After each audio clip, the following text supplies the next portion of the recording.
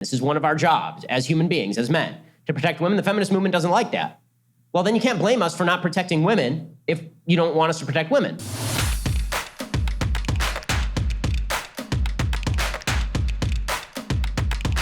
And so what I've seen a lot is people saying, well, the problem of sexual harassment isn't unique to Hollywood and has nothing to do with our culture regarding sex, a leftist culture regarding sex. No, it has to do generally with men, right? It has to do generally with American society. It has to do generally with power relationships.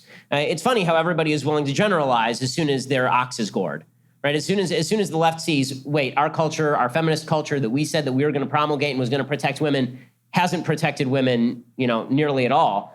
Then all of a sudden it turns into, well, it's not us that sin, it's men that sin. Because in a society that treats sex as transactional, in a society that basically reduces sex to any sort, just a physical transaction that is based solely on consent, it makes it very difficult to explain why it is that the casting couch in Hollywood is bad per se.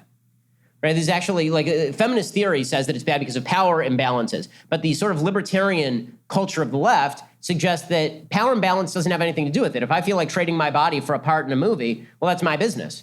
And if you say differently, then you're slut-shaming me. Right? So you can't really have it both ways. Either it's bad or it's not bad. And if we are going to fight sexual harassment and sexual assault, it seems to me that we have to do a couple of things. One, we have to reinvest sex with value beyond just a physical transaction. It's not just two people who are getting each other's rocks off. It actually means something beyond that. There's a relationship that's attached to it. And beyond that, I think that we need to re-inculcate in men themselves, not just the teach men not to rape routine. Again, it's such a weird concept. When I was 11, my dad didn't sit me down and say, son, don't rape people. If you have to teach your child that, my guess is that you got a bigger problem than that on your hands. What my dad taught me was to be a gentleman and to treat women with respect. And that has to do with being a gentleman and recognizing differences in sex roles.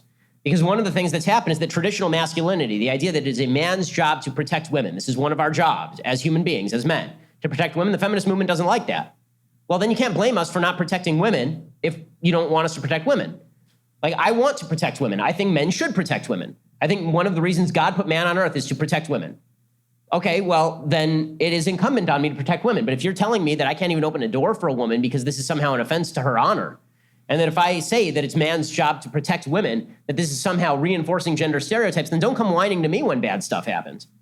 Because the answer to bad behavior is good behavior. The answer to vice is virtue. The answer to vice isn't just yelling and hashtagging crap.